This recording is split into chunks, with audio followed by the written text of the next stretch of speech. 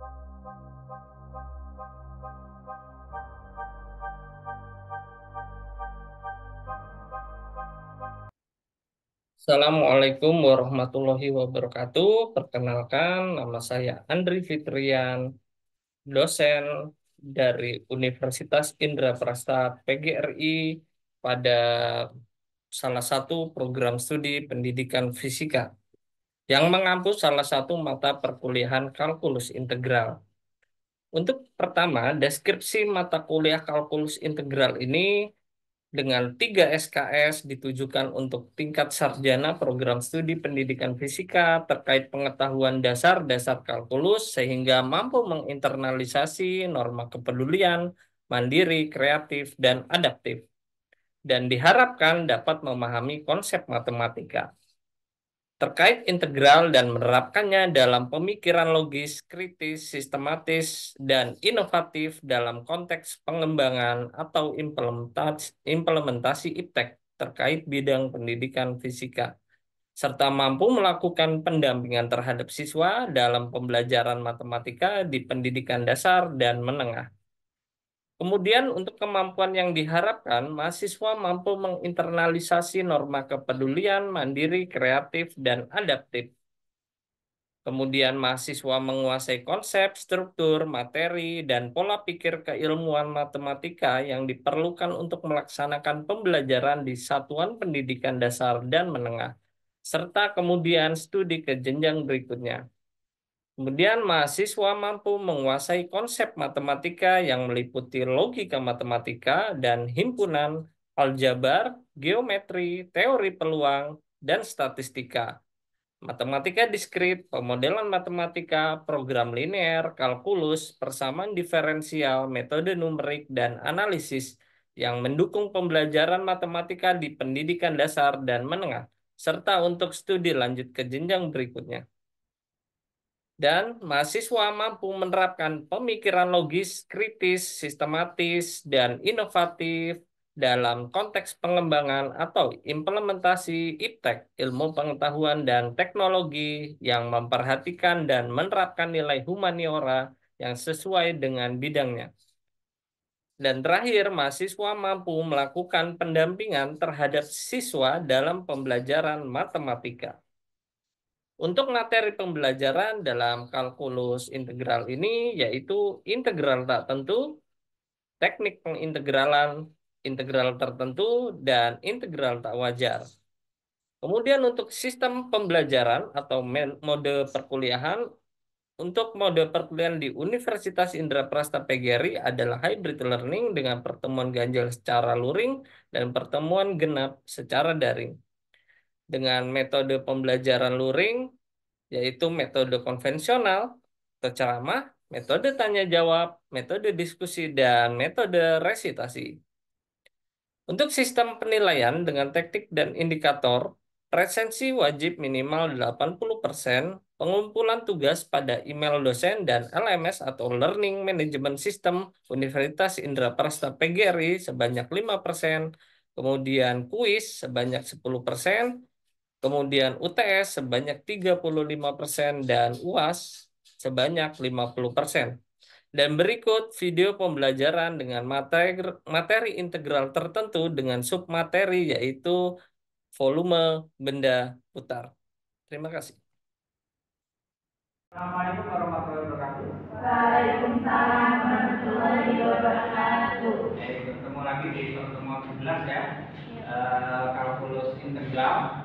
Pada hari ini kita buka rekas dulu, absen dulu. Saya LMS Laila Dwi Putri. Harinya juga Karya dia sudah Istri Misal Delva Silva Cintanya Julia Fatimah tapi belum ada PR yang belum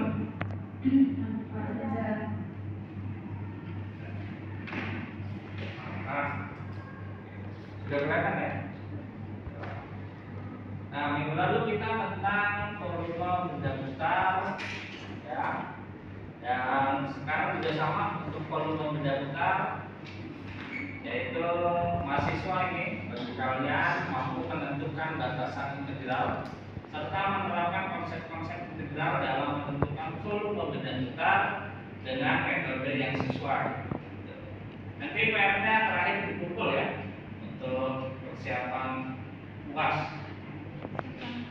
Kemudian, nah di sini aplikasi integral kita untuk volume benda besar ada 3. Untuk menentukan benda besar ini harus diperhatikan ya. Jadi ada sebuah partisi ataupun ada sebuah pengambilan bagian dari sebuah supaya menjadi volume benda besar. Nah, ini didasari oleh 3 metode yang kita akan gunakan untuk menentukan volume benda besar tersebut. Yang pertama ada metode cakram, ya. Cakram yang kiri, kemudian yang tengah ada metode cincin, dan yang terakhir adalah metode kulit bambu. Nah, kita bahas yang pertama terlebih dahulu, yaitu metode cakram.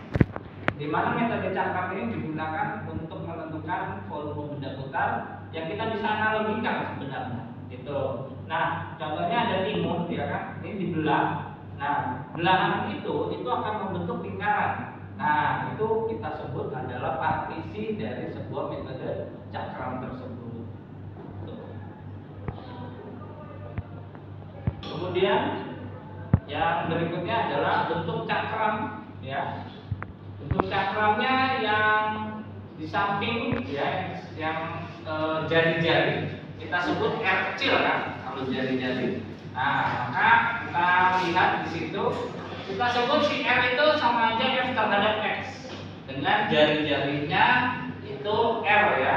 Kemudian ini berarti height, kita sebut juga delta X, gitu. Jadi di mana kalau Fx ini adalah sebuah jari-jari dari partisi tersebut. Nah, bisa dilihat di sini, ya. Misalkan ada sebuah partisi ini, kurang geser terus ya. Nah, kita bisa lihat. Nah, dari sebuah diagram kartesius, kita akan mengambil sebuah partisi di sini. Nah, dari sini ini kalau kita putar si partisi tersebut, maka dia akan menjadi sebuah lingkaran. Nah, lingkaran ini yang kita sebut partisi. Karena dia melingkar dan tidak ada celah, maka itu disebut metode cakram. Nah, di mana kalau R kecil, ini kurang kecil ya, ya sekitar segini lah ya. Jelek nggak apa-apa deh. Nah, R kecil adalah jarak, berarti R kecil adalah jarak dari tengah ke ujung keluar. Maka kita sebut R kecil, atau kita sebut tadi apa? F terhadap X. Nah, kemudian ada H atau height. Nah, itu adalah delta X. Berarti apanya? Yaitu ini ketebalan si H atau delta X. Nah, ini adalah barang si partisi tersebut. Nah, itu adalah metode cakram. Di mana di sini kita bisa mengambil aproksimasi, ya, dari volume, maka kita sebut delta V atau volume tersebut kita mencari dengan Pi. Pi itu apa? Berapa? 22/7 atau 3/14. Nah, dikali dengan R, R-nya kuadrat. Kenapa? Karena ada diputar, karena ada 2, betul. Nah, kemudian dikali H atau bisa kita sebut dikali F terhadap X dikuadratkan, kemudian dikali delta X. Nah, kemudian dengan cara jumlahkan, terus kita ambil limitnya dan kita nyatakan dalam integral, maka kita bisa ambil, ya, untuk volume benda putar, rumusnya dengan metode cakram adalah pi ya dalam integral a batas atas a batas bawah 0 dikali f terhadap x atau kita sebut apa tadi r ya, itu boleh ya, f terhadap x dan dikuadratkan terhadap x. Nah, ini adalah rumus dari metode cakram volume benda putar gitu. Di mana V adalah volume benda putar ya, dan P tidak perlu dimasukkan ya. Berarti nanti satuannya adalah satuan volume benda putar atau satuan volume. Nah, yang jadi masalah di sini adalah si A. Nah, A di sini adalah batas atas. Nah, di mana nanti ada contoh soal gimana mencari A gitu. Kemudian F terhadap X adalah si R-nya ini ya. Nanti R-nya yang biasa itu dan kita kuadratkan terhadap X. Nah, ini kan terhadap X ya. Kalau ke atas berarti terhadap Y. Nah, rumusnya apa kira-kira? Sama? Sama? Betul, sama. Yang beda kan apa? Betul. Jadi kalau untuk ke atas maka I batas atas A batas bawah 0 F terhadap X, kemudian X bukan X dong, Y kuadrat, kemudian terhadap Y. Jadi itu beda. Dan bedanya adalah diputarnya di atas. Inilah kira-kira ya. Nah, terhadap Y. Apa? Karena kartesius kali Y. Oke, ada pertanyaan sampai sini? Tidak ada ya? Kita lanjutkan ke contoh soal. Nah, di situ ada tertera. Itulah volume benda putar yang terjadi jika daerah yang dibatasi kurva Y sama dengan X kuadrat plus 1 dengan sumbu X, sumbu Y, kemudian garis X sama dengan 2, terus saya terangkan. Diputar mengelilingi sumbu X sejauh 360 derajat. Nah, bagaimana cara atau langkah penyelesaiannya? Nah, mari kita lihat.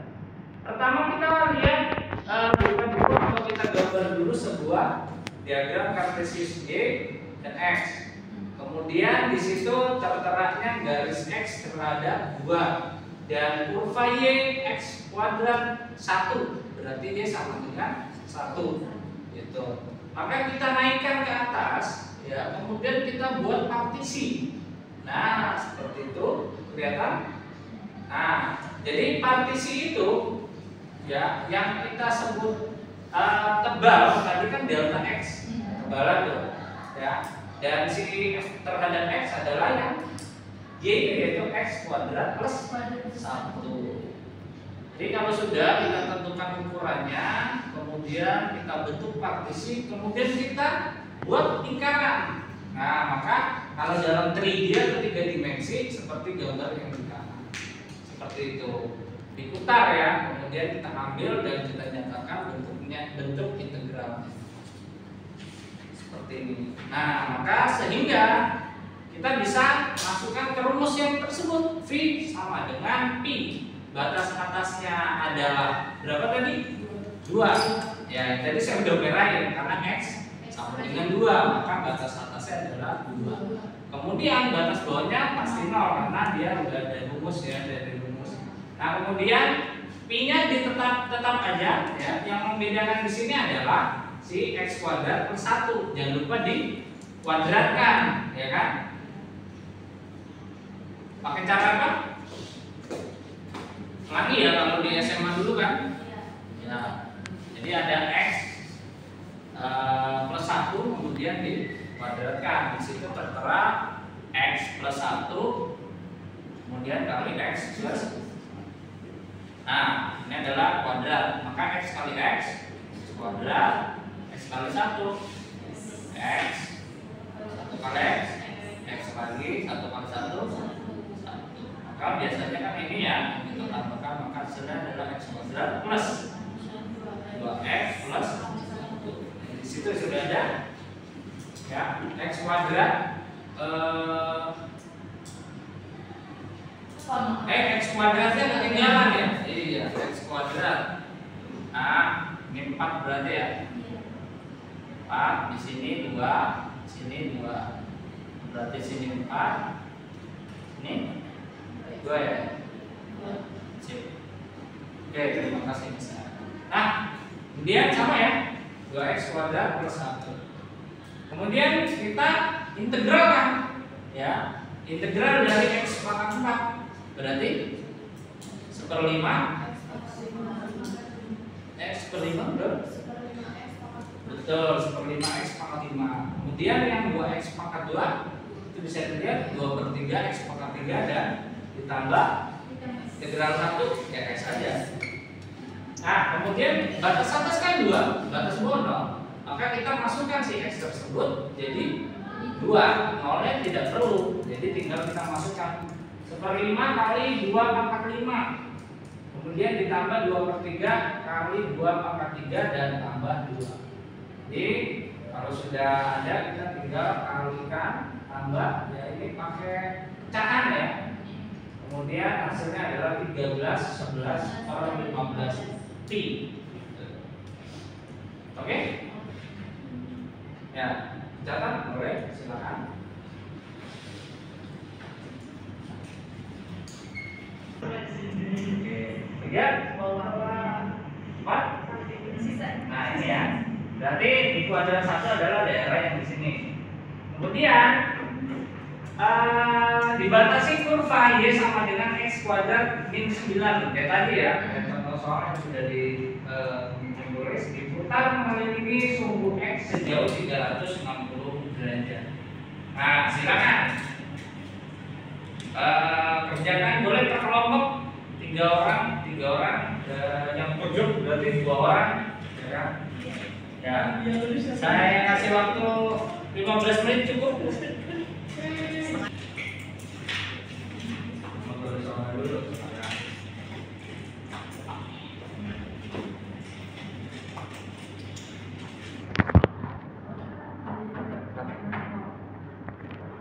Baik, 15 menit sudah ya, selesai.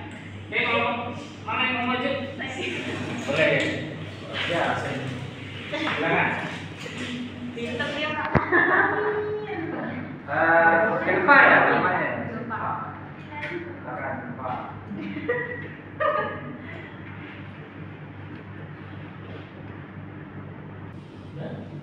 Oke, bukan kita berikan apresiasi. Baik, terima kasih. Oke, ada yang kurang mungkin? Yang ada? Ada yang kurang lagi boleh? Oh, maka 3-nya tinggal langsung. Ada lagi yang kurang? Satuan? Oh, di mana? Di sini. Satuan. Ini satuan volume apa sih? Satuan volume apa? Kalau panjang? Meter. Kalau luas? Luas. Satuannya.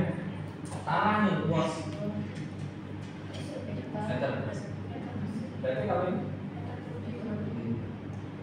Paham?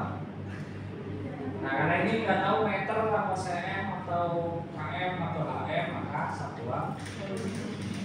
Oke? Oke, nah. Oke, kita lanjutkan yang berikutnya.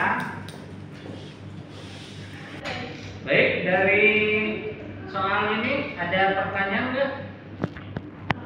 Pak, saya mau nanya. Boleh, apa? Tadi kan yang di contoh soal itu sumbernya sudah diketahui, tapi di sini sumbernya itu belum diketahui. Cara mengetahui sumber itu kalau di soalnya belum diketahui itu gimana? Oke, nah jadi untuk soal yang seperti ini kan tadi di kuadrat 1, nah itu bisa kita substitusikan dari kurva y sama dengan x kuadrat min 9. Coba, jadi saya satu-satu coba ditulis kuadrat min 9. Nah, tambahkan 0 bisa. Dan tambahkan 0.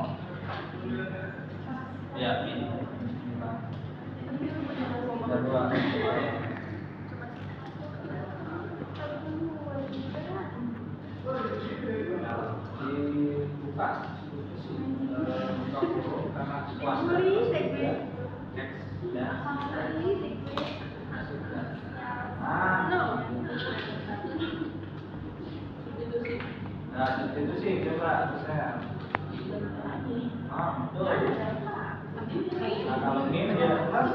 Nah, setelah kita metode cakram tadi, ini sama ya, untuk menentukan volume benda putar. Dan kita bisa analogikan misalkan ada sebuah bawang bombay ya. Nah, bawang bombay ini kita iris. Nah, kemudian pas diiris itu kalau kita ambil ya, nah itu kan ada berlubang kan.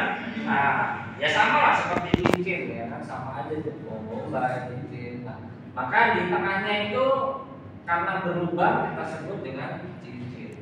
Nah, bagaimana dengan metode cincin dalam proses benda kita mencari volume benda putar ini? Nah, rumusnya sebenarnya tak jauh beda dengan metode yang cakram ya, sama-sama dikuadratkan. Hanya saja coba perhatikan di gambar 5 itu, gambar yang seperti itu. Nah, itu ibaratkan adalah sebuah cakram, cuman tengahnya bolong, ya cincin ya. Nah itu akan diputar, ya kan, di diagram kartesius. Dimana kalau misalkan di jarak paling dekat ke tengah itu kita sebut R kecil, ya. Kemudian kalau dari jarak tengah ke luar, ya, lingkar luar tuh, ya maka dia kita sebut R besar, gitu. Dalam arti di sini adalah jari. Nah ini rumusnya adalah dikuadratkan ya. V sama dengan Pi buka kurung R kuadrat yang besar dikurang R kuadrat R-nya yang kecil.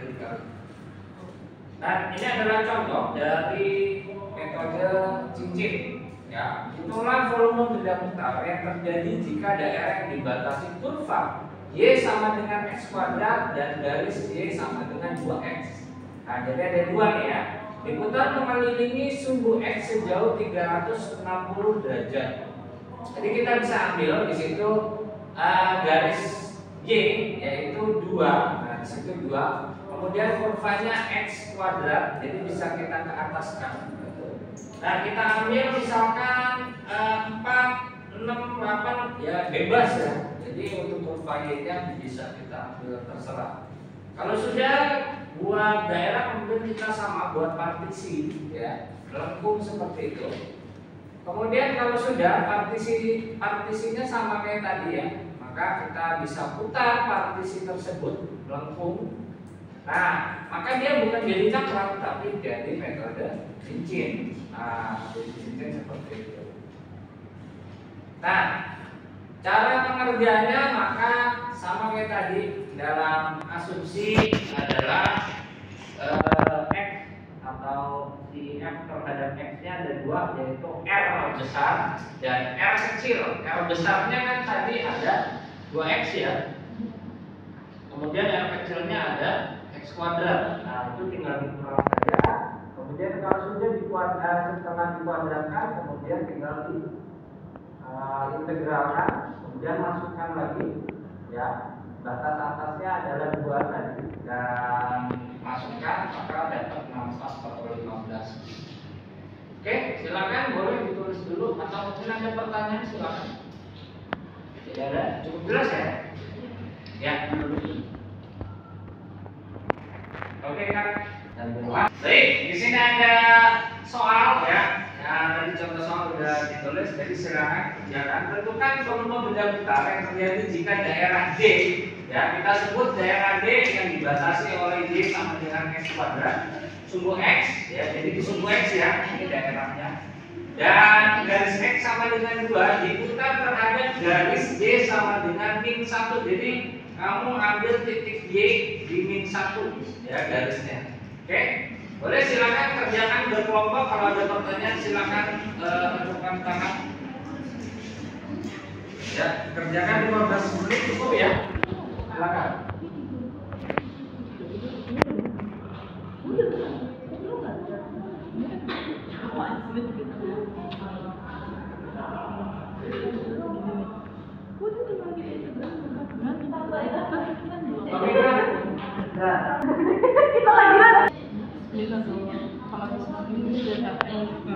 Oke, waktunya sudah habis. Sudah selesai. Tadi kelompok 1 sudah maju. Siapa yang mau nih antara kelompok 2 dan kelompok 3 silakan. Kelompok 3 Kelompok 2? Ada yang mau maju? Silakan. Oh, dia. Dia kan? Saya Pak. Boleh, silakan.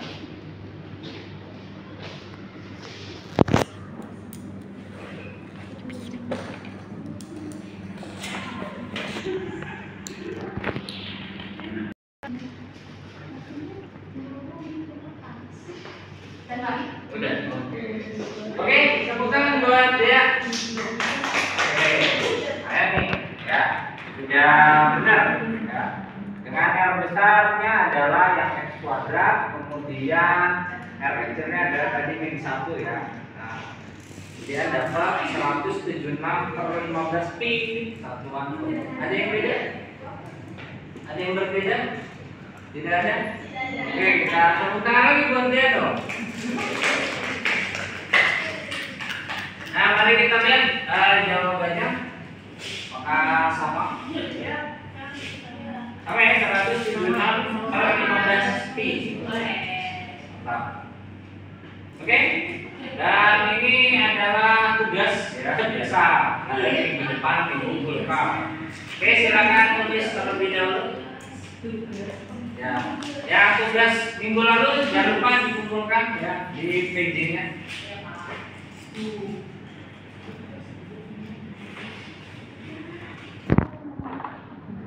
Ya, ini setelah 3 SKS ya, jangan lupa nanti tugasnya dikerjakan di rumah.